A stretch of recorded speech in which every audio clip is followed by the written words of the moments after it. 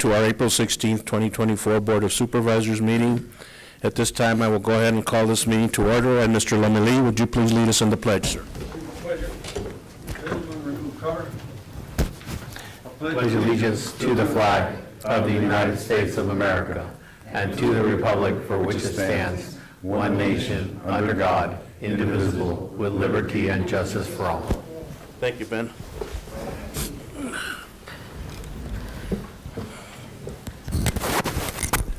Item B, adoption of the agenda. Mr. Manager. Mr. Chair, there is a change to the agenda. Can you please, we'd like to remove item K from the consent agenda. Item K. I'm sorry, item 11 from the consent agenda. Item K would be everything. Okay, so we're just going to remove it for another, just completely remove it? Okay.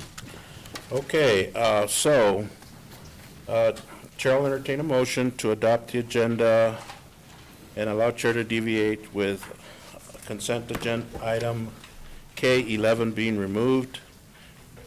Chair will entertain a motion. So moved. Second. Discussion. Hearing none. All in favor signify by saying aye. Aye. Motion carries unanimously. Okay. We'll go ahead. We'll do it in order. I was going to do some other things, but never mind. Okay. So we are going to start with Mr. Velasquez. Tony?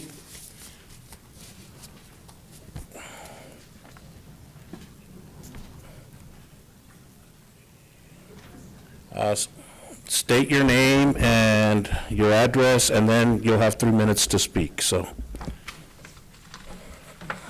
Don't start the clock. okay.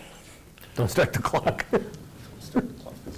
They won't start the clock until after you introduce You yourself. have to say your name and your address. Thank you.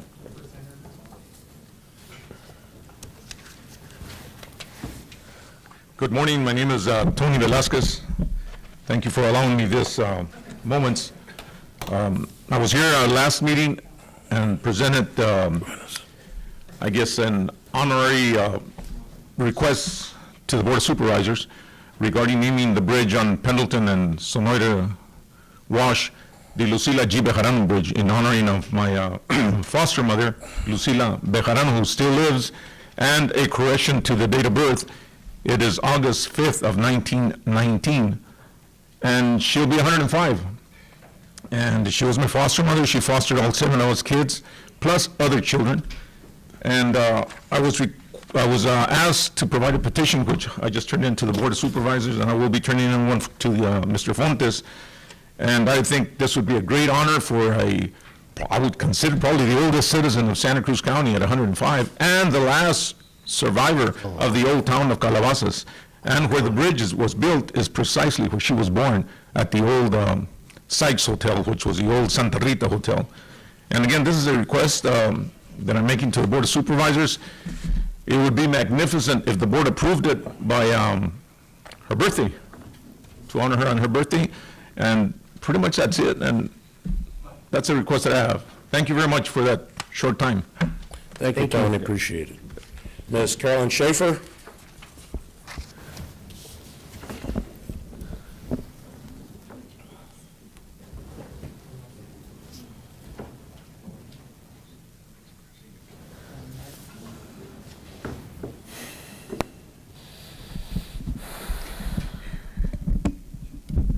Hi, I'm Carolyn Schaefer, 249 Duquesne in Patagonia.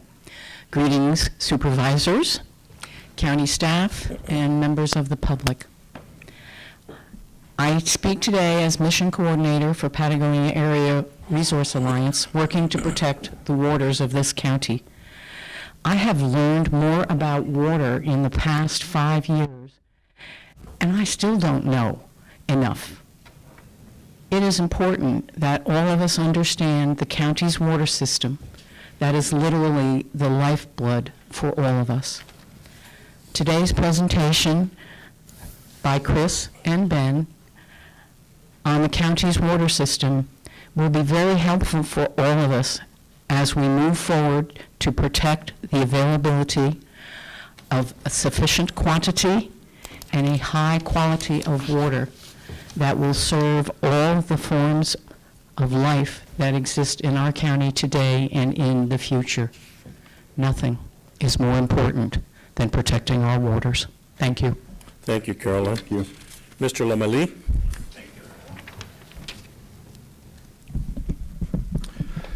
My name is Ben Lomeli. I'm a consulting hydrologist. I live at 546 Camino Romanote. Thank you, supervisors, for the opportunity to address the public, and thank you, the members of the public, with taking the time and having the interest and caring to attend today. I'm speaking also on behalf of our water resources. I am here also to support Resolution 2024-5, which calls for an urban wildlife refuge in southern Arizona. It sounds a little ominous, urban. We're not really that urbanized over here, but Tucson is where the focus is right now, but it involves both counties, and it's a National Park Service designation that should help us with funding to acquire some lands along the river so that they will be set aside and protected. Remember, that river represents our life. Our water is our life, and we're totally dependent on groundwater. So as we make decisions for our economy to be sustainable into the future, we definitely must consider protecting our water resources, because that is our livelihood. There is no economy without water. There is no life without water. So thank you again for the opportunity to address this, and please do consider water in all your decisions. Thank you very much. Thank you. Thank you, Ben. Dr. Elisa Redpath?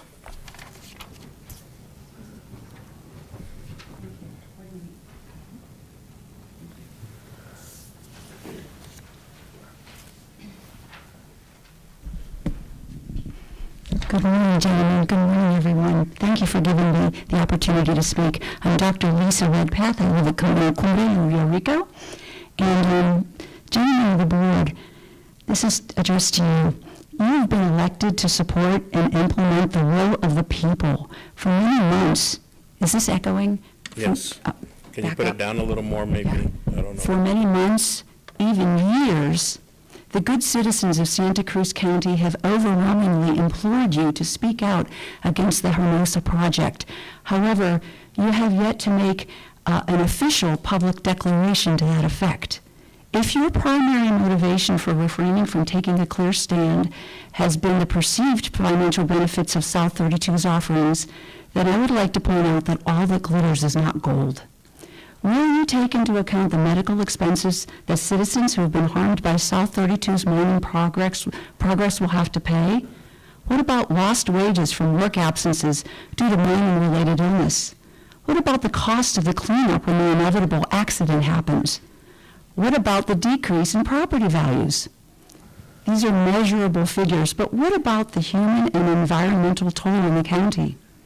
I, as a parent and grandparent, would never ask my family members to work in or live close to South 32. Would you ask yours? Returning to the aforementioned declaration against South 32's operations in this area, you have an obligation to represent and respond to the people. It is the American way, and plus you get paid handsomely to do so. I stand here today to urge you to do the right thing, to do what is required, and to declare in no uncertain terms that you are opposed to any and all South 32 initiatives. This requires strength, courage, honesty, fidelity, and integrity. Publicly declare no to South 32. Thank you. Thank you, Dr. Redpath. Robin Lucky.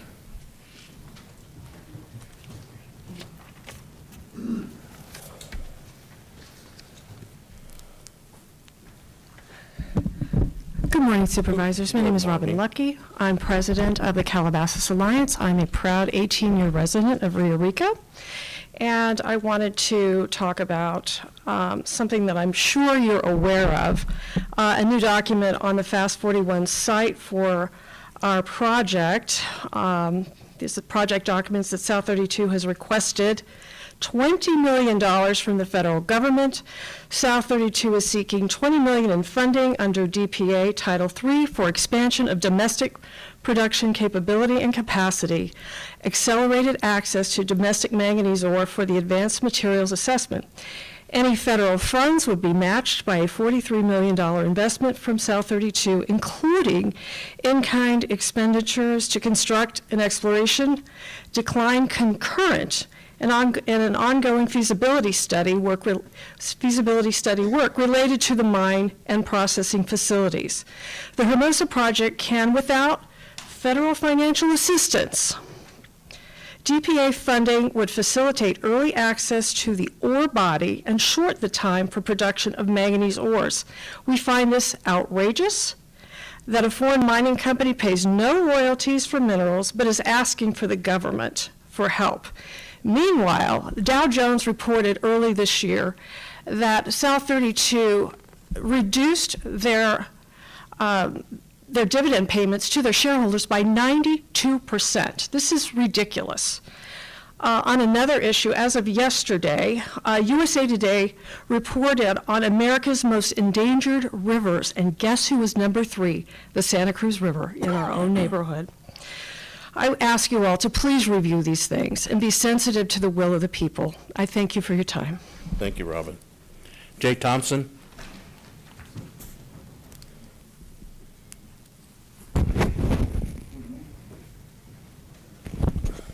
Morning, sir. Morning, Supervisors, morning, everybody. My name's Jay Thompson, Camino Faja, Rio Rico, longtime resident there, too. I am a transportation guy and a business guy, so what my comments are more so surrounding the transportation-related stuff. Thank you, Bruce and Jesus, that were at the meeting in Patagonia the other day, and one of the takeaways from that was the need for more engagement with ADOT with respect to all the traffic stuff that's going on in and around the mining operation. We would request that more outreach by them be pursued and supported, and we look forward to participating in all those. The other comment that I want to make is, as some of you know, I'm involved in development projects around the U.S., and a couple things kind of popped up again just this last week, which you just want to throw out as input to our county for us to do a better job of holding, not only holding, but also attracting new businesses to come in. One of the things that came up in a recent meeting, again, had to do with impact fees. Several of you have heard me talk about the need for regional impact studies, especially around transportation, not just specific to the mine itself, but how to fix all the highways and everything else in and around our county and even neighboring counties. There are things called, what I get thinking about from that regard are things like public safety, funding of all this stuff in a good, consistent, ongoing basis. So it's public safety, fire services, I know we've all talked about that a little bit, road upgrades, repair, even more funds for students and addressing what we need to make all of them safe and coming and going to schools and stuff. And one of the approaches that some of the other rural counties take in the U.S. are something like called a tax allocation district, a TAD. And what a TAD does, it basically the county ends up taxing production on a per ton basis to address all the impacts in all county services from that regard. And so in essence, what that ends up doing is it puts the responsibility on us as a county and the people versus leaving it for somebody like the mine to fund this kind of stuff on a per request basis. Again, considerations, and I would like to thank everybody for your time. Thank you, Mr. Thompson. Omar Garcia?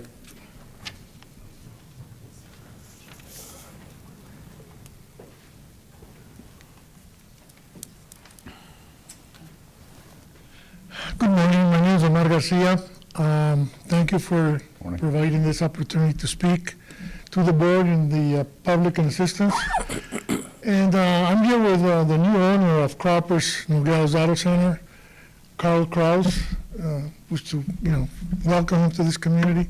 The reason I'm here is because Carl has expressed numerous times to me how beautiful this community is. He cares about it. He's been very generous, providing a lot of donations to different entities in Santa Cruz County.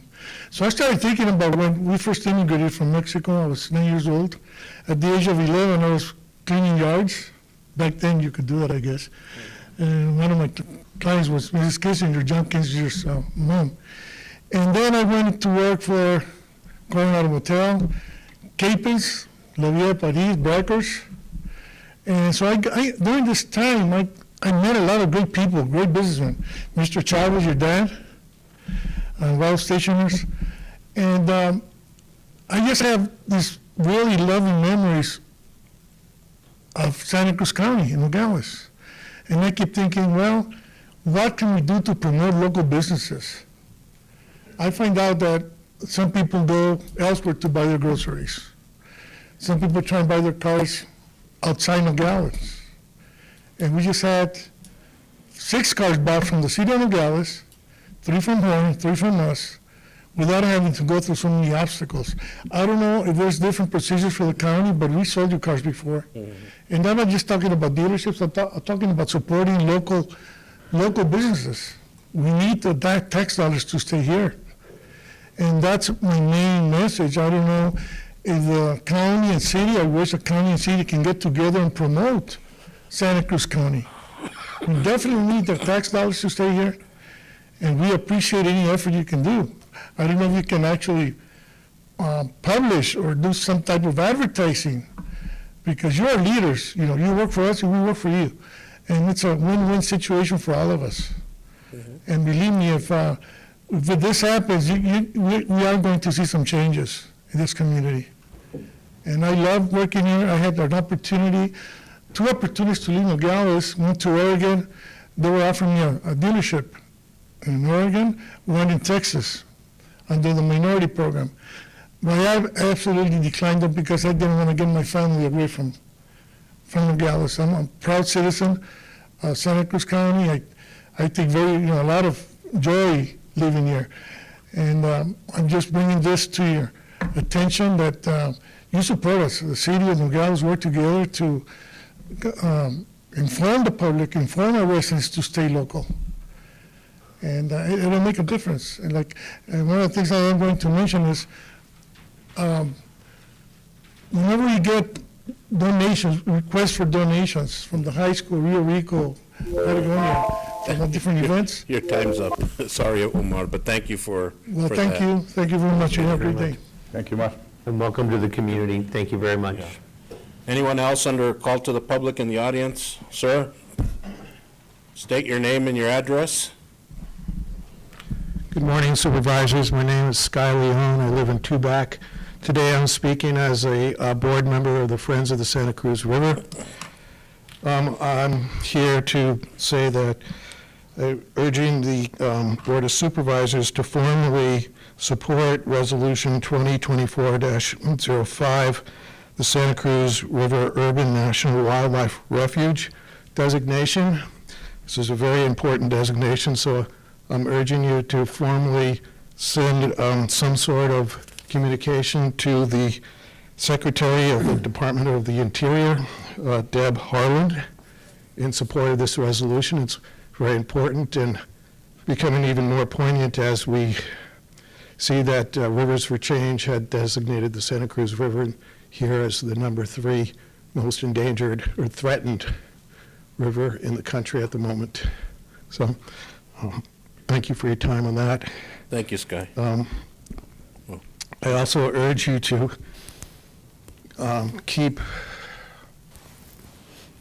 looking into the true nature of South 32 and hopefully come to the conclusion that many citizens in this county have, is that this company is very suspect in what they say they're going to do in relationship to what they're really going to do. And it's pretty clear that the harmful effects of their operation is going to be much more against us versus the benefit that the Hermosa project will have. So please keep your pulse and see what they're saying versus the reality of what's coming down the pike. They're gonna, if that project goes through, Santa Cruz County is gonna become an environmental sacrifice area that will never recover, and this is an environmental justice issue writ large. Thank you for your time. Thank you, Sky. Anyone else? If not, Zoom World, anyone out on Zoom World wishing to address the board, please raise your hand.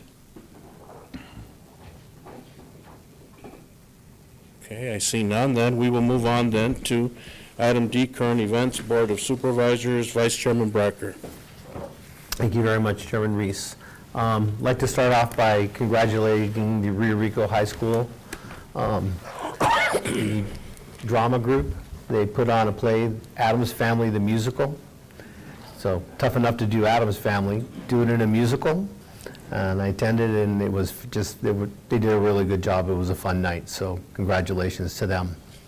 On May 14th, Town of Patagonia, City of Nogales, and Santa Cruz County are going to have their kickoff meeting for the for the Community Protections and Benefits Agreement with South 32. Santa Cruz County has asked EPA for a consultant to help them with this project. EPA has assigned a gentleman named Jack Broadbent. Jack was EPA Region 9 Director for Air Quality. He brings a lot of experience to this. He has 40 years of experience working with environmental issues, and so, in 40 years of public service. So we're very excited to have Mr. Broadbent on the team, and also the people that he's going to be able to bring with him. By EPA, this is something that EPA provides to communities. It is not something that we have to pay for. So EPA, this is a grant, almost like a grant from EPA. The Fresh Produce Association had their Spring Policy Summit. I was able to attend that last week. Kudos to staff. They pulled off a great employee lunch, employee appreciation lunch. So Alma, thank you very much to you and your team. It was a really nice event. Had the opportunity to host Administrator Jan Lesher from Pima County and Supervisor Sylvia Lee. Supervisor Lee replaced Sharon Bronson. Thank you. Sharon Bronson on the board. She's been going out and getting to know the area and the different supervisors in the area, so they came down for lunch, and so I appreciate them taking the time to come down. We talked about, obviously, the migrant situation and the funding, which right after their lunch, it was announced that Pima County was eligible for $55 million for migrant transportation and services, which is a huge benefit for our community because it keeps the migrants off of the streets of Nogales and Santa Cruz County. Also, we had a Zoom meeting with the Forest Service, and it was for them to kick off the Fast 41 process. So Town of Patagonia and Santa Cruz County are both participating entities in that process. So we are asking the Forest Service to do a little bit more robust outreach into the community than the two meetings that they proposed. And so we're working with them on that. Good news from the IOI world, the relining project is now complete. It was, a few years ago, it was just a dream that we could get this IOI from stop leaking into our aquifer. And thank you to the state of Arizona, to the International Water Boundary Commission, City Nogales, everybody working together. This is a huge benefit for our community to have this project done. And then finally, Leonard Fontes and Jesus Valdez, thank you very much. We had a meeting in Patagonia to talk about the Cross Creek Connector and what the next steps were. Just trying to keep this Patagonia citizens apprised of what the process is and what's happening. And thank you to the Patagonia Elementary and High School. We held that in their cafeteria. And Mr. Chairman, that's what I have. Thank you, Vice Chairman. Supervisor Maleta. Mr. Chair, Good morning. Morning. I have a couple items to report. April 4th was one of those days where I wish there could have been two of me. We had a really important event here in Santa Cruz County. Thanks to Alma, she hosted, along with our staff, our employee appreciation luncheon. And unfortunately, I couldn't attend. I had Latino kitchen cabinet that Senator Kelly has had the honor to take part and participate in that group.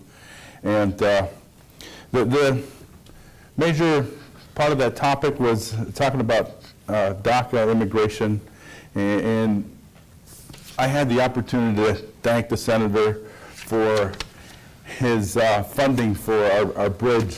He was key, along with Senator Sinema, to securing funds for our bridge that we're going to start construction on over Potrero Creek, right by Pilot.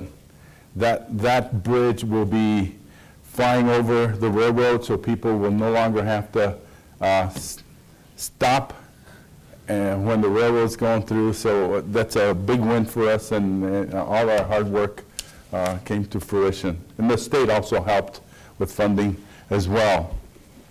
I will be attending small counties on Wednesday evening, and then Thursday morning I will be attending our County Supervisor Association board meeting. And that's all I have to report, Mr. Chair. Thank you, Supervisor Maleta.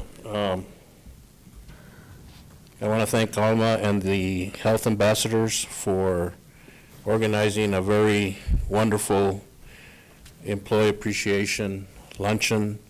I also want to thank all the electeds and the people that contributed prizes for the employees. I think there was even a big 65-inch TV that was raffled off. So I've always said that any organization is only as good as its employees, and I think we have some very marvelous, hardworking individuals in this county. The Phoenix Council on Foreign Relations, through the Port Authority, asked that we would host members of the European Union to come down here. There were members from Spain, Sweden, Finland, numerous nations that participate in the European Union that came down. They had the opportunity to tour the Mariposa Port of Entry, or DeConcini Port of Entry. They also came up to the county here, and there were presentations by local groups from produce to customs, many other groups that came in to present. And one of the things that people need to realize is that we're fortunate that we live on the border. And there are a lot of misconceptions about what the border is. And so when you look at when people come from across the world, they don't see the running gun battles or many of the things that are depicted throughout the world. And so it's always important that we as ambassadors to this community, when we meet with them, that we talk to them and show them exactly, what the quality of life is. Today, there's a group of women coming from the Citizens Diplomatic Association. They're interested in how they protect women and children from domestic violence and sexual abuse. They're going to be down at the Sheriff's Office at 10 o'clock, and then our county superintendent will host them down at the old courthouse and tell them some of the programs that are in place for children so that they can get an early start on education.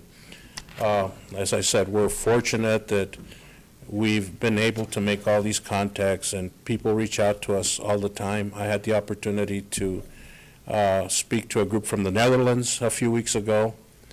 They also got an opportunity to go to the Mariposa port. But I think once they come down here, they realize, and they ask me, he says, why do you like to live here? I was born and raised here. And there's no, like Mr. Garcia said, there's no other place I would rather live. And I've had the opportunity to travel and live outside, but there's nothing like coming back and drinking the local water that really makes a difference. And we do have a very beautiful county, and we realize there are a lot of issues, but we will work towards making sure that we protect our community. And I'm glad that we're going to be getting that committee together, that Bruce has reached out to Mr. Dewberry to make sure that the process is not just glossed over and done that. So we do everything that we can, and I apologize if it doesn't seem like we're doing enough, but there's a lot of things that we do behind the scenes that sometimes we just need to kind of hold back a little before we can let things out. So with that, I will move on to item E, department reports and activities, finance, cash, investment, expenditure. Huh? Manager report. Oh, I skipped you over, Jesus. I wonder why. Excuse me. So, manager's report. Mr. Chair, this is probably going to take about 20 minutes. That's why. Just two items to report, or they're all together. We're going to start the budget process starting the Monday, the 29th of this month. Some of the things that we're tracking is some of the cost shifts that the state's going to mandate on us. We already know that for at least for the LTEC and Access, there's going to be some pretty sizable increases. So we'll keep you informed as things materialize. Thank you. Yeah. And that all Texas, the Arizona long-term care, which means that the county has to pay to help take care of our seniors for services. So it keeps going up every year. I've never seen it go down. So anyway, now we will move on to item E, department reports and activities, finance, cash, investment, expenditure, and revenue reports. Mr. Chavez, good morning. Good morning, Mr. Chairman, members of the board.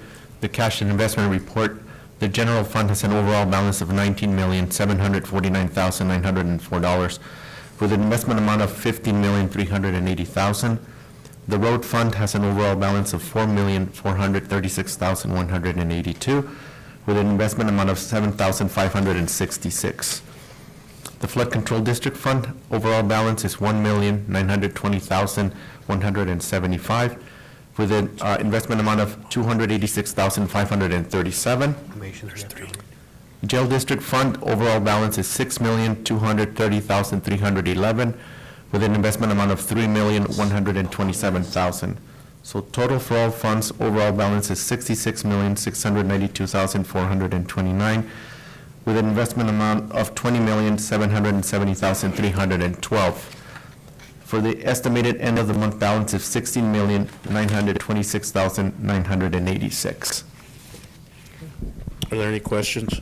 No questions. No, sir. I also wanted to point out, Mr. Chairman, members of the board, that we're as the county manager alluded, we're tracking the state budget. We're tracking the Altex and the Axis seems to be close to about a $400,000 increase. Mm-hmm.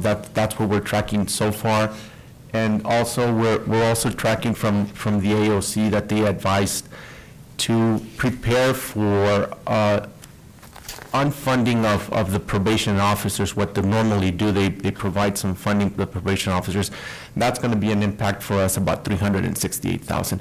So that's something that we're tracking cautiously and looking at, making sure that we budget appropriately for that, and just careful on that. Yeah, and it's unfortunate that the state legislature decides to pass costs on to counties without funding. They're the ones that are pushing it. They're the ones in charge of the courts and the probation.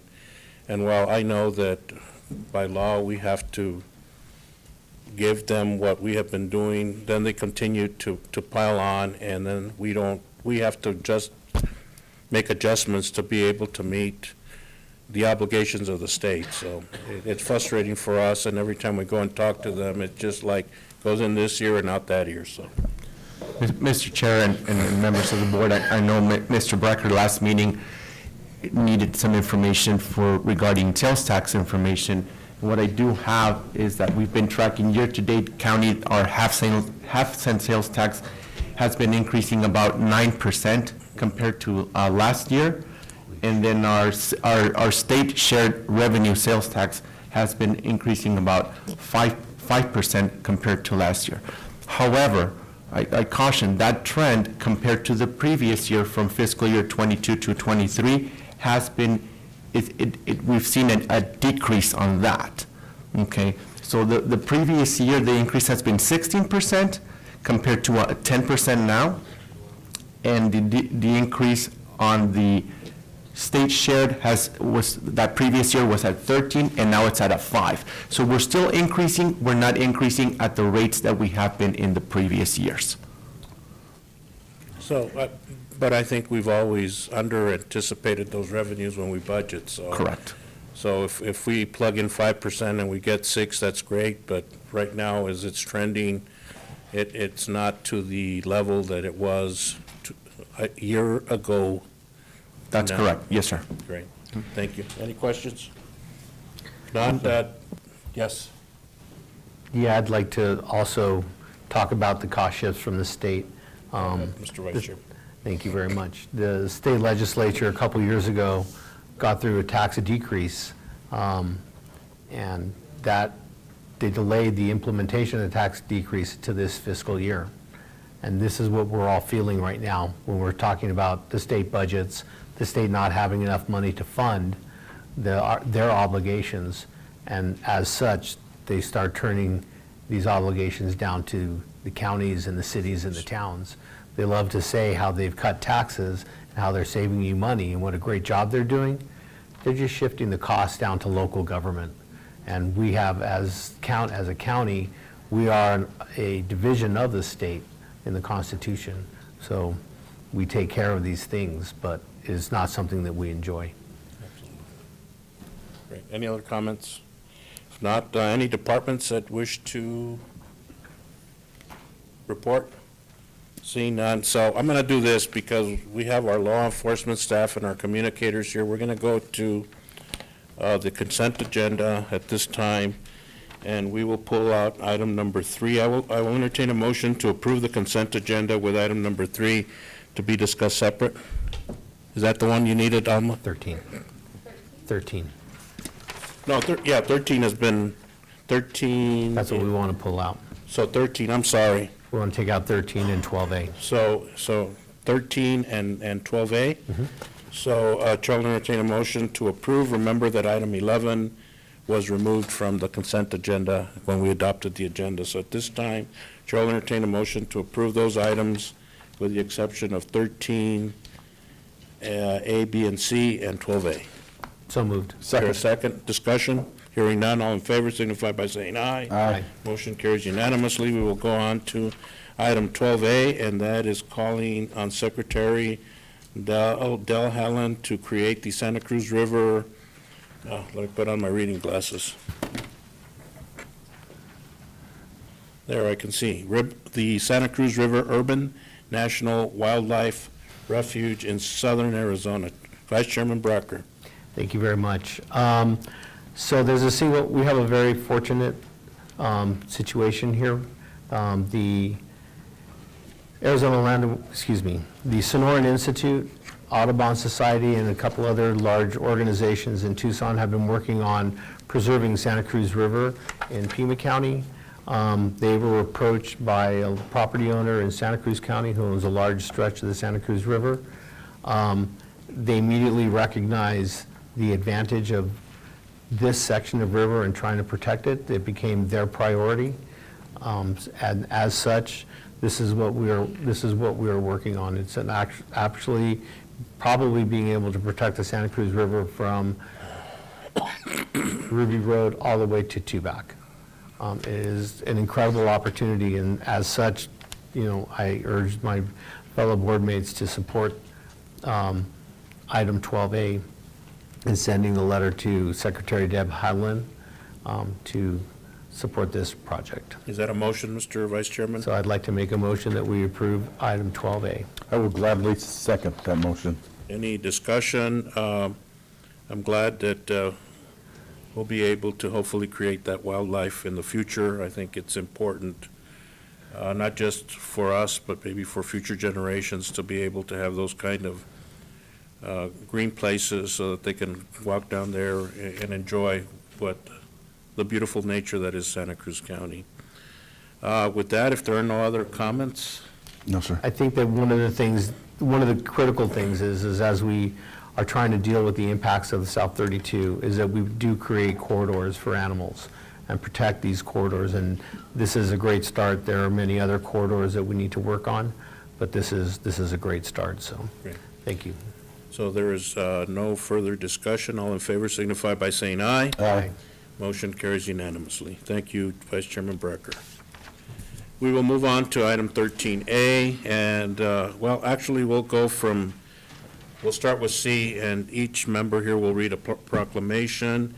Item C, I think you have that, Supervisor Maleta, is April 21st, 2024 through April 27th, 2024 is National Volunteer Week. Yes, sir. If you would read the proclamation, sir. I will, but before I do, I just want to take this time to personally thank our public safety for all you do. Thank you for your service. Proclamation National Volunteer Week, April 21st through 27th, 2024. Whereas Volunteer Week provides us with opportunity to celebrate the contributions of those who generously give their time and talents to improve their communities. And whereas volunteers promote the positive changes in our communities by our volunteers who give of themselves each and every day. And whereas volunteers are recognized as an important partner with the County of Santa Cruz in providing services to our citizens. And whereas our Sheriff's Office Search and Rescue and Law Enforcement Assistant Team, LEA, volunteers continue to inspire and engage us through serving the community, assisting those in need and keeping our neighborhoods safe.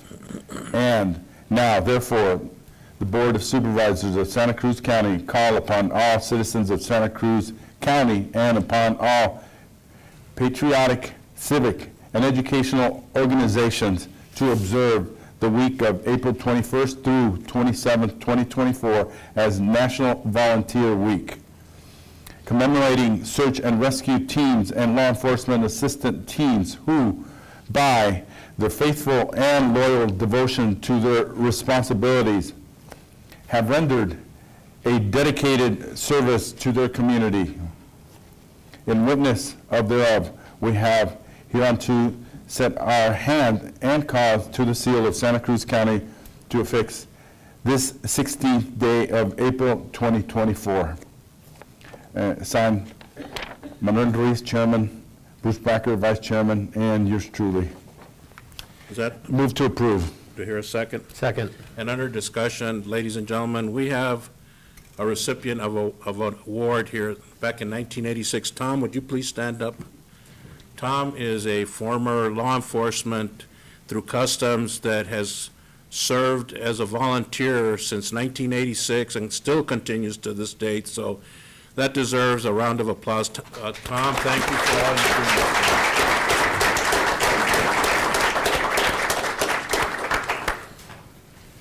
So there's a motion and a second. All in favor signify by saying aye. Aye. Motion carries unanimously. Item B, April 21st, 2024 through April 27th, 2024, as Administrative Professionals Week.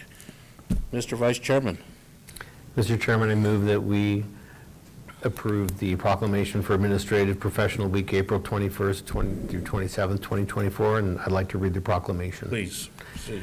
Whereas administrative professionals play an essential role in coordinating office operations for business, government, educational institutions, and other organizations, and whereas a well-trained workforce is essential for success in today's economy, and whereas the work of administrative professionals requires advanced knowledge and expertise in communications, computer software, office technology, project management, organization, customer service, and other vital office management responsibilities. And whereas the Administrative Professionals Week is observed annually in the workplace around the world to recognize the important contributions of administrative staff, and whereas the County of Santa Cruz, in conjunction with the International Association of Administrative Professionals, is honoring office professionals who lead administrative professionals. Their efforts reflect the integral and central role that office professionals play in modern business. Now therefore, the Board of Supervisors of Santa Cruz County call upon all citizens of Santa Cruz County and upon all patriotic, civic, and educational organizations to observe the week of April 21st through April 27th, 2024 as Administrative Professional Week, commemorating administrative professionals who, by their faithful and loyal devotion to their responsibilities, have rendered a dedicated service to their community. In witness thereof, we have here to set our hand and cause the seal of Santa Cruz County to be affixed on this 16th day of April 2024. Chairman Manny Reese, Vice Chairman Bruce Bracker, and Board Member Rudy Moleta. Do I hear a second? Second. There's a motion and a second. Any discussion? Hearing none, all in favor signify by saying aye. Aye. Motion carries unanimous. We'll go on to item A, April 14th, 2024 through April 20th, 2024 as National Public Safety Telecommunicators Week.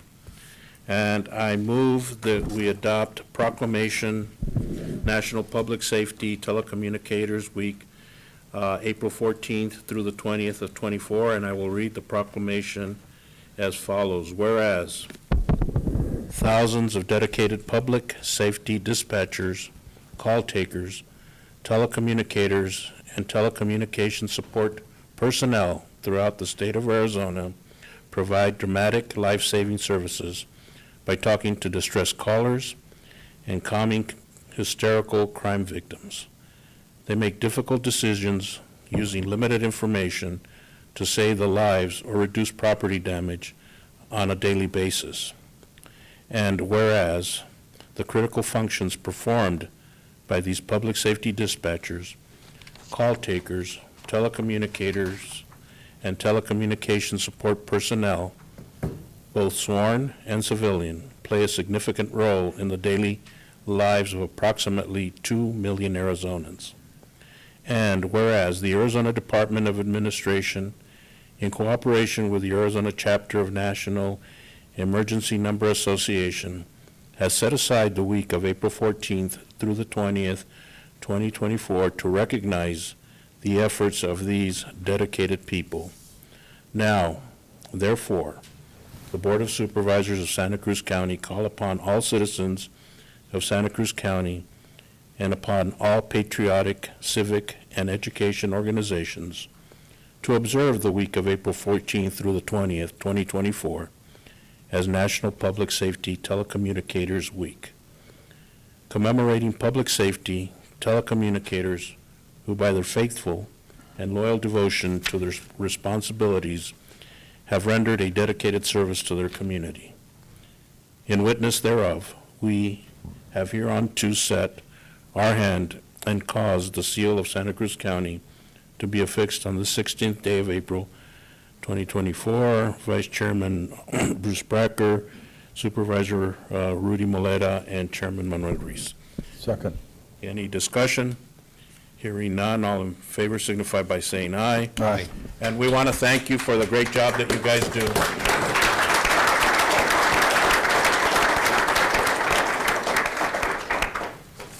Okay, we're going to go back. So we've taken care of this. Let's go to our item F, study session.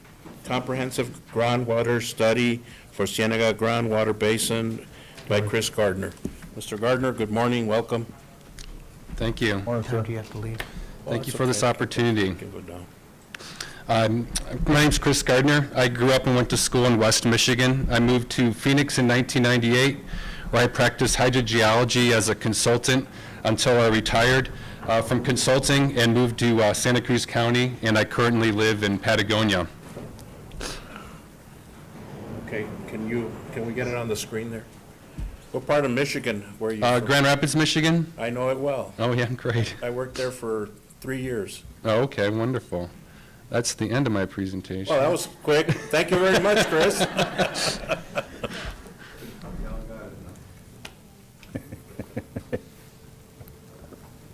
I think Carolyn was expecting a little more. So I'll be reviewing all this. Today I'll be talking about the Cienega Creek Groundwater Basin. I'll define groundwater basins and watersheds, discuss hydrogeology and groundwater management in Arizona, and present issues in the Cienega Creek groundwater basin. Groundwater basins are large-scale units of groundwater storage separated by mountain ranges and other geologic features. This slide shows the Cienega Creek groundwater basin, which is bounded by 6 mountain ranges and the Canelo Hills.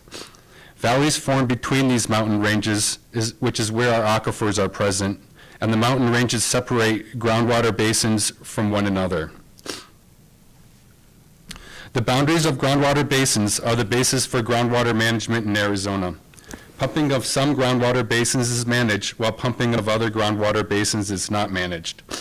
Pumping within the Santa Cruz and Tucson groundwater basins is managed, while pumping in the Cienega Creek, Upper San Pedro, and San Rafael groundwater basins is not managed. Let's review how valleys and mountain ranges formed. A long time ago, the Earth's mantle started rising, which broke apart the Earth's crust. Some blocks of Earth dropped, forming valleys, and some blocks of Earth rose, forming mountains. Over time, sediment from the mountains filled the valleys. This slide shows you what happened. Bedrock valleys and basins formed between the mountain ranges. The numbers shown are depth of bedrock contours in feet below land surface. Bedrock depths in the area highlighted in yellow are greater than 400 feet deep and are filled with sediments. The area highlighted in green is greater than 1,600 feet deep, and the area highlighted in red is greater than 3,200 feet deep. Significant volumes of water are within these named bedrock valleys and basins, such as the Santa Cruz Bedrock Valley, which is greater than 1,600 feet deep in some areas, and is connected to the Tucson Bedrock Basin, which is greater than 10,000 feet deep in some areas. The Cienega Creek Groundwater Basin is outlined in blue and includes the Sonoya Bedrock Basin, which is estimated to be greater than 4,800 feet deep. In the Sonoya and Elgin area, the Sonoya Bedrock Basin is broad and deep. In contrast, the portion of the bedrock basin which extends between Patagonia and Sonoya is relatively narrow and shallow. The Patagonia wells are not in this bedrock basin, however. They are in Sonoya Creek stream bedrock deposits, which are relatively shallow. Based on a 1965 driller's log for the town's well, the bedrock was encountered at only 91 feet. Bedrock Valley and basin aquifers formed when blocks of bedrocks were dropping and filled with sediment from the mountains. Bedrock Valley and basin aquifers are extensive with significant volumes of groundwater. Stream bed aquifers formed later with the development of watersheds and are significantly smaller than Bedrock Valley and basin aquifers.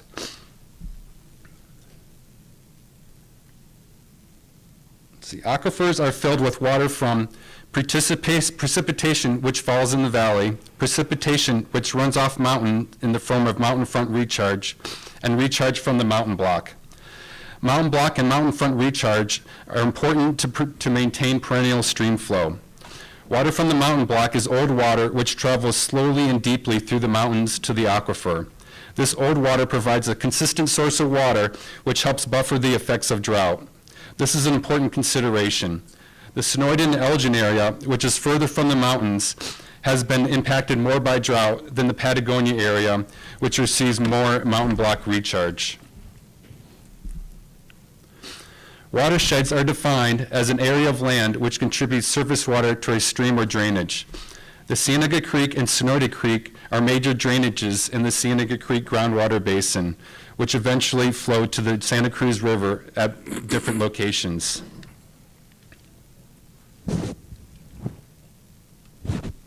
Shown here are the Cienega Creek and Sonoya Creek watersheds. A small portion of the Babakamari watersheds extends onto the Cienega Creek groundwater basin. The Babakamari River flows to the San Pedro River. The portion of the upper San Pedro River watershed, which is within the U.S., is highlighted in red.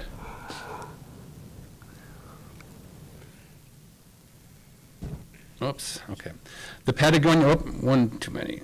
The Patagonia Municipal Watershed, shown here outlined in white, is within the Sonoyta Creek watershed and includes 6 subwatersheds, which are tributaries to Sonoyta Creek. Within the Patagonia Municipal Watershed, the Sonoyta Basin is primarily present in the Upper Sonoyta Creek and Big Casablanca watersheds. The Cienega Creek groundwater basin has several challenges. It's a high elevation groundwater basin which does not receive flow from other groundwater basins.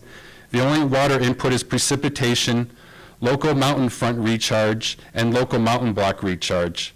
This puts the Cienega Creek groundwater basin into stress during drought. An additional challenge is that pumping in the Cienega Creek groundwater basin is not managed by the state. So that's not part of the active water management? Correct.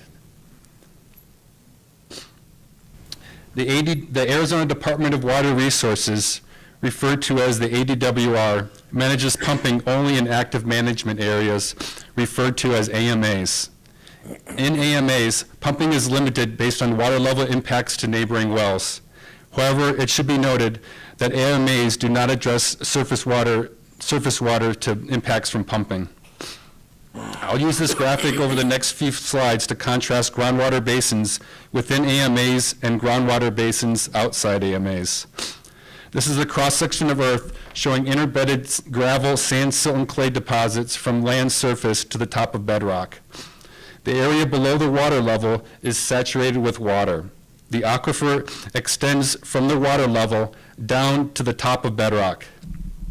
This is an existing well here. And pumping of this well will result in a limited drawdown over time. A new well in an AMA needs a permit from the ADWR, and pumping is limited so that drawdown in the closest neighboring well is limited to less than 10 feet over 5 years. Reporting of pumping is required in an AMA. However, there are exemptions from the drawdown and reporting requirements if the well is equipped with a pump capable of less than 35 gallons per minute and less than 2 acres of land are irrigated. Most domestic and stock well users fall into this exempted category. To evaluate drawdown impacts, the ADWR uses a groundwater model, which includes aquifer parameters to make such calculations. This model can also be used to estimate future impacts from drought. And here is showing limited drawdown in an AMA, and pumping of a new well outside an AMA is not restricted, even if that pumping dries up neighboring wells. This is the situation in the Wilcox Basin, where water levels are dropping significantly, wells are going dry, and there are land subsidence issues. One of the main water issues for eastern Santa Cruz County is that the groundwater basins are not in an AMA. In contrast, the Santa Cruz and Tucson AMAs are present in western Santa Cruz County. Now let's start talking about issues in the Cienega Creek groundwater basin. In the Sonoyta and Elgin area, water levels are dropping about a half a foot per year due to increases in water demand for housing, viticulture, and being in a persistent drought conditions. Any new development in the Elgin and Sonoyta area can pump their neighbors dry.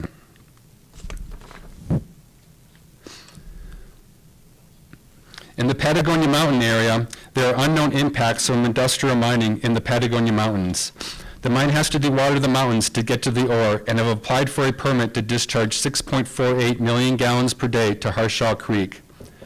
Water use in the Cienega Creek groundwater basin was estimated to be about 1 million gallons a day in 2006.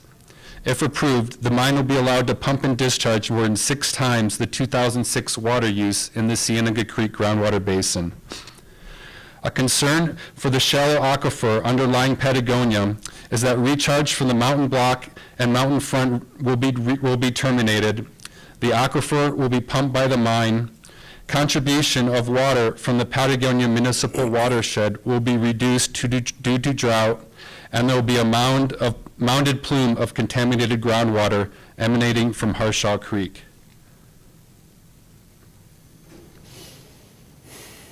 Oops. Additional concerns, with all that water flowing down Harshaw Creek, will there be increased flooding in the town of Patagonia along the creek? What contaminants will be mobilized from Harshaw Creek, which includes contamination from historic mining operations? There is also concern about soil and air contamination. It's unknown what contaminants will be tracked out of the mine by haul trucks and worker vehicles. These vehicles will be traveling on dirt roads in a mineralized area. What will be the impacts from dust? It's a concern since contamination in the watershed, even in the soil and air, can impact water quality and health in the Patagonia municipal watershed. There is also concern that dewatering the mountains will eliminate springs which support biodiversity and habitat for over 100 threatened and endangered species. This biodiversity is what makes Santa Cruz County and Patagonia such a special area. If wells in Patagonia are unusable, will the town look for water resources in the Sonoyta Basin?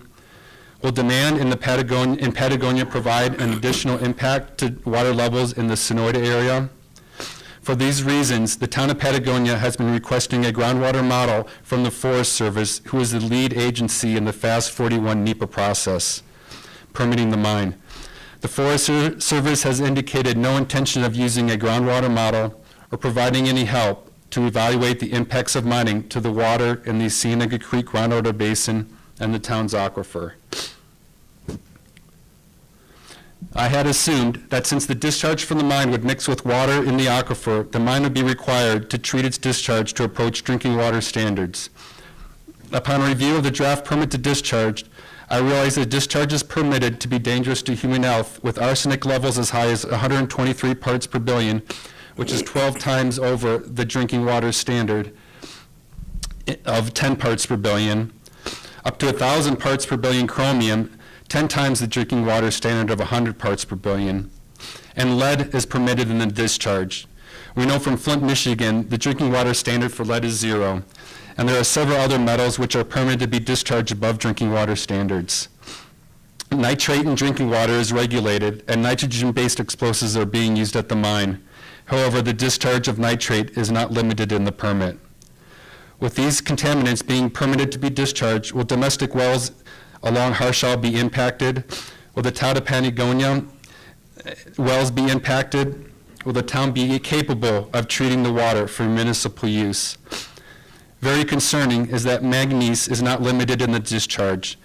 Manganese is not limited because it's not regulated in the United States. In places where people are exposed, manganese contamination has shown to be as concerning as lead. Manganese is not regulated in the United States because there have been not enough cases of poisoning. It is little comfort that manganese may be regulated in the future based on manganese impacts to communities in Santa Cruz County and to mine workers. This slide summarizes the issues in the Cienega Creek groundwater basin. We've got surface water quality concerns for Harshaw Creek, Sonoyta Creek, Patagonia Lake, and the Santa Cruz River. There's groundwater quality concerns for the Patagonia and domestic well users along Harshaw and Sonoyta Creeks and the Santa Cruz River. And there are groundwater availability concerns for the entire Cienega Creek groundwater basin, Upper Santa Cruz River Valley, San Rafael Valley, and the Santa Cruz AMA. I appreciate your time. Does any of the supervisors have any questions? Gentlemen, any questions? So, when I look at some of your slides, you were showing the rock. Does water transmit through the rock, or is it just through the sediment of soil and sand as the water keeps going down? It travels quickly through the sediment. It travels very slowly through the rock. So if there's a rock and there's sediment underneath, it's quicker for the water to go through the sediment than it is through the rock. Right, so the sediment will be overlying the bedrock, and the flow in the bedrock occurs very slowly through the fractures. And so water that's recharging through the bedrock has been moving through that bedrock for thousands of years by the time it reaches the aquifer. It's very slow. And you point out about wells being dry. I know that a few years ago down here at the pumping station by the river, North River Road, many of the wells were going dry because of the pumping from our the city of Nogales. We tried to intervene and try to get something to make sure that we had water, and we were in extreme drought at that time. So it was very hard to try to create something because we don't operate water systems here at the county. So that makes it very hard for us to really try to do anything. We did try to get the city, but it would be very expensive for the people out there to have any kind of assured water. Sure. Because there's a big line that goes up to the airport, and we were thinking of tapping it in and bringing to the residents, Fortunately, that year we got a lot of rain, and the issue was resolved, but still, depending on who puts the well and the amount of energy or pumping that motor has, can certainly dry up your neighbor's well in a hurry, so. Yeah, we're looking at compounding conditions. Right. Gentlemen, any questions, comments? No, thank you very much You know for what, coming thank in. you so much. I mean, it's I very just have interesting. Yeah, go ahead, one Supervisor question. Maleta. You mentioned that Cienega Creek basins are managed, and what would be the process to get the state to manage that area? To have I it think- become an I think AMK? there's several different processes. I think Ben would be able to describe the processes better to me. I think one would be if there are such extreme conditions, such as damage due to subsidence, that I think the Director of Water Resource, or the ADWR Director can step in and request. I'm not exactly sure of the process. There's also a political process where people can vote to be included in AMA. I think that was what the Wilcox area had tried, and I think there's another way to become an AMA. That's not my area of expertise. Okay, well, thank you. Yeah, and I think just, thank you for that. The concern is what you point out with the discharge in the water. And I know that a lot of water systems in the United States and here in Santa Cruz County are facing, what are the POEs, is that what they're called? The PFAS? PFAS? The PFAS that are in the drinking water that are a concern because it's very expensive to treat and to try to take them out. I know that arsenic probably being one of the biggest here in this community, but those are some things that we can certainly request the Department of Water Resources to do, and if they are going to issue that they maybe strengthen some of the discharge requirements, because there already is a natural mineral in the soil, so if you compound it by releasing more, it probably makes it even worse downstream, so absolutely, we could probably talk to them and see what the process is. Carolyn?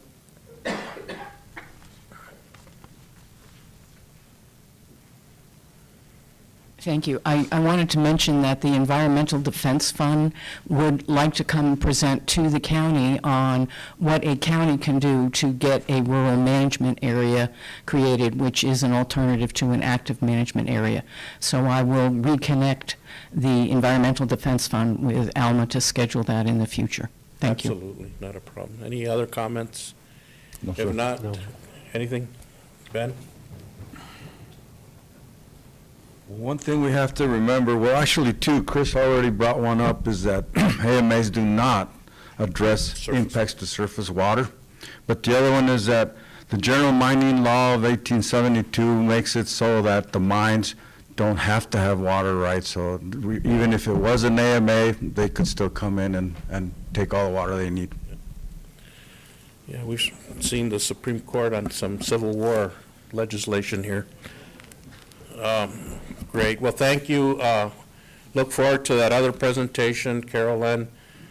Chris, thank you so much. Been very informative. A lot of things to mull over, especially not being a scientist, but I understand the concepts that you were presenting to us. So thank you very much. Ben, Carolyn, Thank you so much for bringing this to the board. We appreciate it.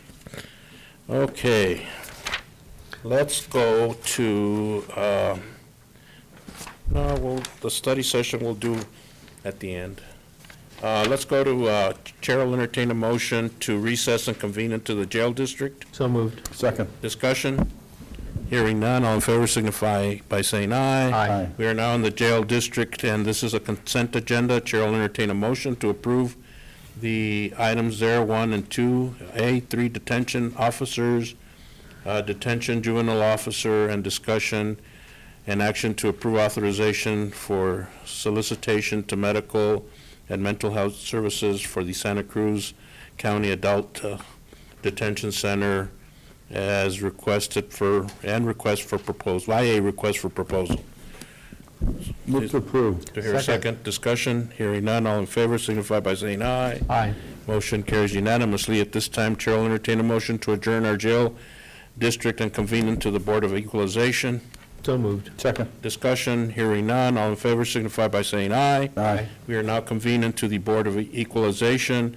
Item 1, discussion, possible action to approve and ratify appeal decision on petition for review of proposed correction, Wiley Scott P. Wiley Scott and Ronette M., parcel number 112-44-0098, as presented by the State Board of Equalization. I saw the assessor, maybe he's gone. Everything in order? So this is it. Everything is, Chair will entertain a motion then to, Move to approve. do I hear a second? Any discussion? Hearing none, all in favor? Signify by saying aye. Motion carries. Chair will entertain a motion to adjourn our Board of Equalization and convene into regular session. So moved. Second. We'll go to item J, action items 1, discussion, possible action to approve the implementation of the classification and compensation study as conducted by public sector personnel consultants. Mr. Manager. Mr. Chair, we come in front of you to present some of the results from the study. This study was commissioned last year. We got the final draft around the September timeframe. It took us a while to get it out. So I'll let Mauricio go over some of the results and the adjustments to some of the grades. Mr. Chairman, members of the board, good morning again. We initiated this study back in approximately some months back. Due to some transition with management, we weren't able to receive the actual study and review and assess all the variables and all the impacts of the study. Once now we have it, we want the consideration for the board to give us direction on how you want us to move forward with the results. I know the study was conducted over many months. It was conducted with interviewing every single employee, reviewing every job description, and also having agency comparators that are equally in value to ours. So even in some departments, the comparators were chosen by the elected officials at that time as well, or the recommendations were made. Based on that, we have a study on our hands that dictate or is recommending taking several job descriptions from the lack of being at the very minimum into the very minimum of that classification study. So we have a total of all our departments, which are about, I want to say about 29 to 30 departments that we surveyed. It falls about 97 employees fell below the minimum step. Okay. To get those employees up to the minimum step recommended, it takes, of course, funding, and it affects the overall organization and the general fund. And then some of those employees they're going to fall between a near of the next step. So the recommendation is to put those employees as well into the next step. So all in all, there's about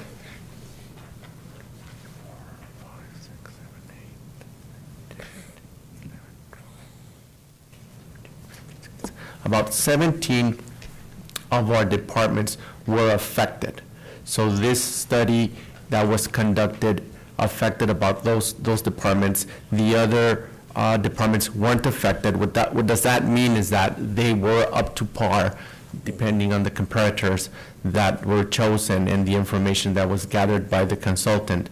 Those individuals met the minimums, or either met the minimum standard of minimum wage, minimum step, or were higher, correct. So of the ones that weren't, the recommendation is to put them into that next step.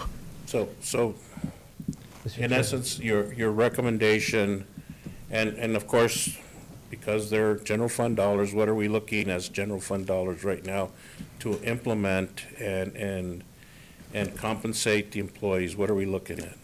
The Or the recommendation? The recommendation, Mr. Chairman, members of the board, the total cost for implementation and to put all those employees into the nearest step, the organizational wide, you're looking at $407,000 to implement. For the general fund, you're looking at about $280,000 of that 407 would apply to the general fund. And so that would put many of the employees on par. We're also looking at what the state is going to do to pass on added costs for our probation officers, so that's on top of what. And that's the challenge we're faced when management and county manager and I, meet with elected officials and department heads over the next, coming weeks to decipher a new fund and make a presentation to the board. That's a good question. Sorry. That's where we're at. We need to balance all those costs that are going to be passed on to the county and also make whole this recommendation of moving forward. So it all starts adding up, correct? Mr. Vice Chairman. Thank you. Mr. Chavez, you're using a word that a lot of people might not be familiar with, and you keep using it, step. Can you, without getting too deeply into the weeds, can you explain what that is? Absolutely. Mr. Chairman, members of the board, I apologize for that.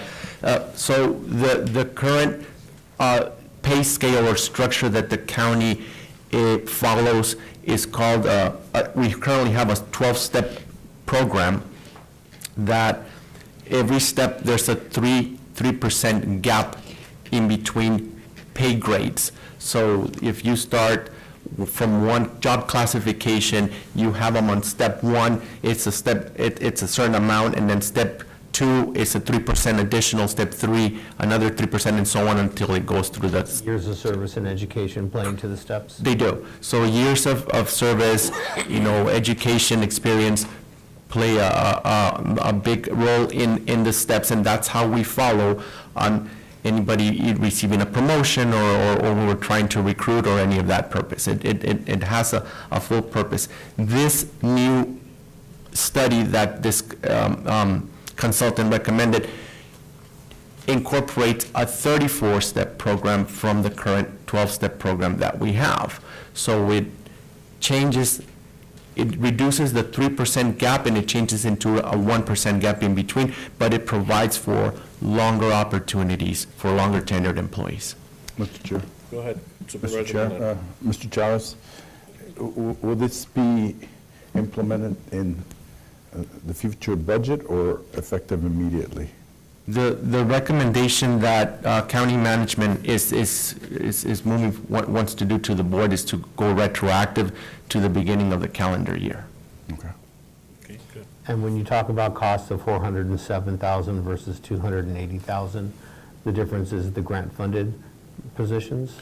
Mr. Chairman, members of the board, that's correct. That would be mostly the grant-funded positions, and some of them would be the road fund and the flood control district and landfill. Correct. So I think what's important to note here is that we need to be competitive as far as salaries. We're going to have many employees retire, And if we don't have a good salary, we may not be able to attract talented individuals to come and work. And I know that we have, especially in the road department, a lot of, workers that are great road operators and truck drivers that are retiring, and trying to find someone to replace them is going to be hard. And if we undervalue their work or their pay, then it makes it harder for us to be competitive, so. Go ahead, Mr. Vice Chairman. Mr. Chairman. So this recommendation was given to us in the last fiscal year. What is COLA? What is Social Security doing this year? Mr. Chairman, members of the board, that's a very good point. Every year, of course, Social Security evaluates based on many different factors, and the cost of living, adjustment, that's, it's a COLA as the acronym. The Social Security is doing a 2.7%, to my understanding. They just revised that from a previous number that they had months ago into they're looking for 2025. So, Mr. Chavez, I'd like you to look at, if you've implemented this STEP program with the new class and comp study, I'd like you to come back to us with a cost of what it would be if you did the class and comp study and the COLA. Mr. Chairman, members of the board, COLA as well, correct. Okay, I can do that. I can go back and reevaluate and for the next board meeting, give you a cost estimate of that. Okay. So, because it says here, possible action to approve and implement, are you suggesting that we wait till the next meeting before we do that? Yes. Okay. So, okay, not a problem. So can you bring that to our next board meeting and see where we're at, and then we can go ahead and act on it at that time? Mr. Manager. Mr. Chair, just to be clear, so in the next board meeting, we're going to discuss the implementation of the study and what the costs associated with the 3%. 2.7. 2.7, Yeah. or 3%. You can look at 2.7, you can look at 3. We probably look at 3% just to be consistent with our STEP program. Not a problem. And then we'll bring that to you with the intent of making the class and comp retroactive. To the beginning of the year. Okay, We haven't thrown that out yet. no, Okay, that's good. thank you. Great. Okay, so since that's going to be brought back, then we'll go to our last item, and that is Chair will entertain a motion to recess and convene into the flood control district. So moved. Second. Any discussion? Hearing none, all in favor signify by saying aye. Aye. Motion carries unanimously. We're now convening to the flood control district, and this is a study session. Discussion, possible direction regarding the city of Nogales request to repair the Nogales wash bank located along Hohokam Drive. Mr. Manager. Mr. Chair, members of the board, we've been talking about Nogales Wash for quite a bit. The city has approached us. I received a letter back in March 25th, a request from the city, and the letter says, the city of Nogales would like to take the opportunity to request that Santa Cruz County Flood Control District take immediate emergency steps to procure and engage Innova Engineering to make critical repairs to the bank of the Nogales Wash along Hohokam. The east drive of the Hohokam Wash has been eroding and is placing critical infrastructure such as Nogales Public Works Yard, the Arizona Department of Transportation Yard, and as well as the Monte Carlo neighborhood in imminent danger of a catastrophic flooding event. So, attached to this letter, they provided some a permit that they got from the Army Corps. It's a 404 permit, and also a cost estimate from the contractor. And they're requesting that we take on the project. So what is the cost of the project as it currently submitted to us?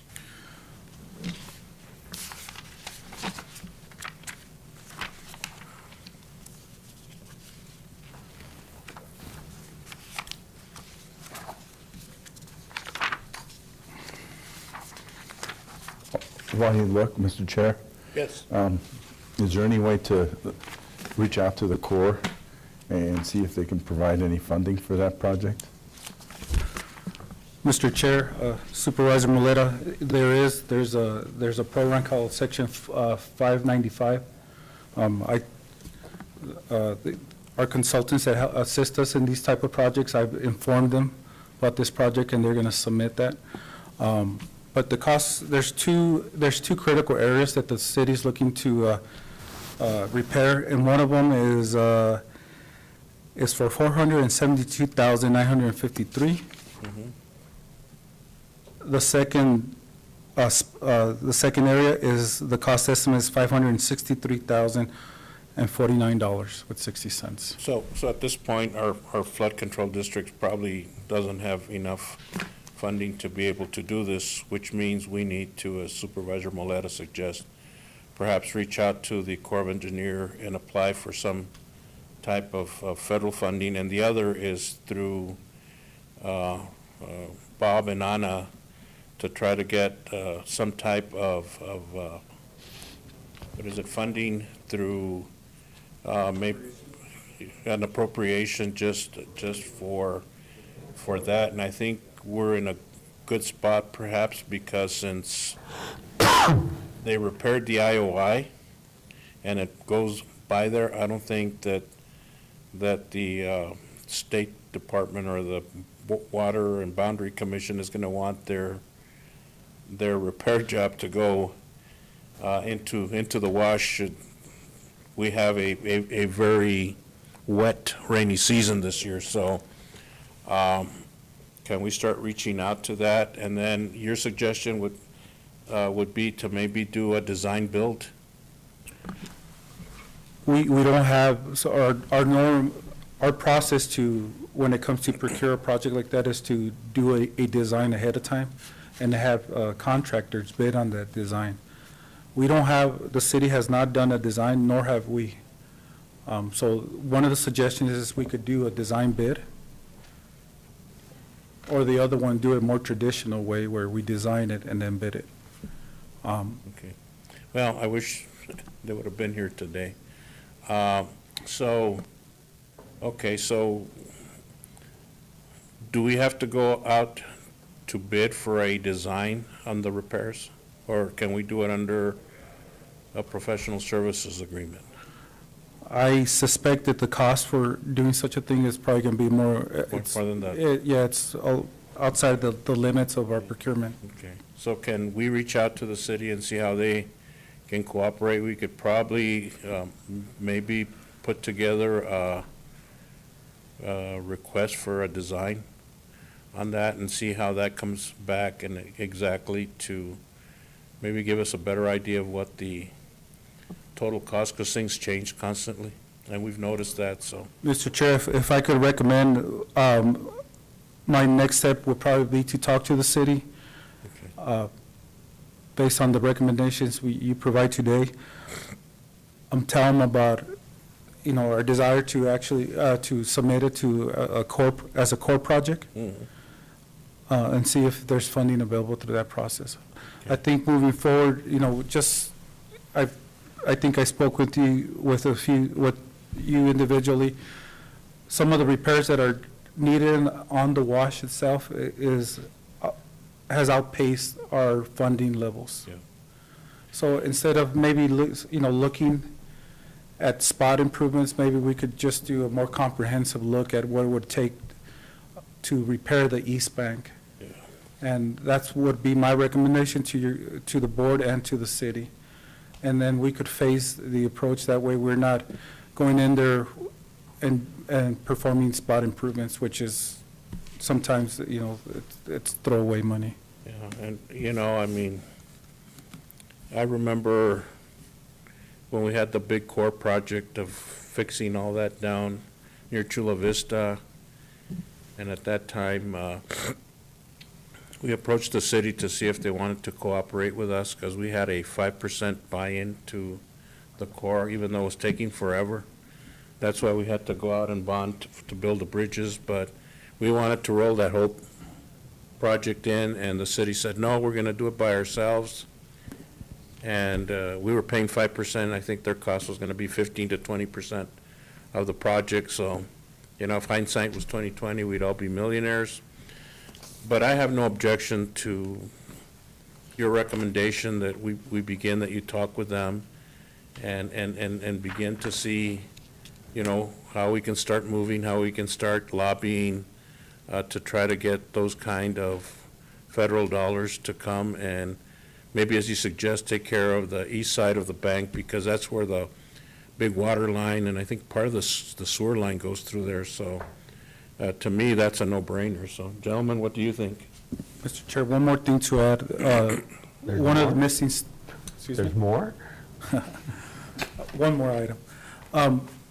The IGA that we have with the city for flood control has expired. We're talking to Bob, and so we could bring him back. Okay. So that's probably the first step that needs to happen, is that the city that us and the city have to approve, and so we could have an IGA in place to do these type of projects. Okay, so, I'd like you to work, Mr. Chairman. yes, go ahead, Vice Chairman. There was more. That was a big more. Mr. Valdez. So I'd like to ask you to work on these things concurrently. Work on the IGA.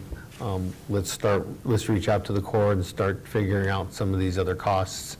Is there a priority on one of these fixes versus the other fix? And that, you don't have to answer that question. That's a question that you can get back to us on as you start developing this strategy on how we're going to actually repair the Nogales Wash at this point.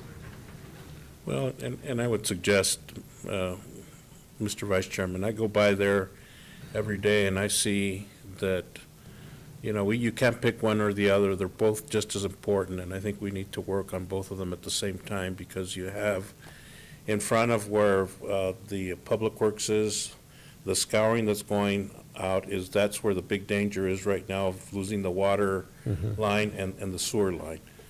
To the other side, what you have is you have a railroad that kind of fixed their own little part of their tracks, but my concern is, and it has always been, is that we have these trains coming with these tankers of sulfuric acid, and God forbid that they would derail where there's water there and they rupture. It would create a sulfuric acid cloud that would create havoc for over a mile around there, because I remember my hazmat training when I was at the city. So that's it. Then the other portion over here where the animal control is, have you seen how it's scoured underneath there? And I know the panels have moved, so I don't know that I think we need to move on them. I mean, I know where you're coming from is, do you want this first or do you want this first? But I think we need to maybe, once we get some of this information, is really kind of moving forward, because it is going to create havoc if something should happen there on Hohokam. So the two pieces are right in front of the Public Works building, and then also where the panels have shifted just south of that? Yeah. Okay. I had heard Monte Carlo, so I thought there was another piece further north. No, it's Okay, further- it's those it's two further pieces. Okay. Okay. So Chair will entertain a motion then, if there's no other questions or comments, to adjourn our flood control district. So moved. Second. Discussion, hearing none, all in favor signify by saying aye. Aye. Motion carries. Move to Madam adjourn. Clerk, I think we've concluded the people's business. Chair will entertain a motion to adjourn. Move to adjourn. Here a second. Discussion, hearing none, all in favor signify by saying aye. Aye.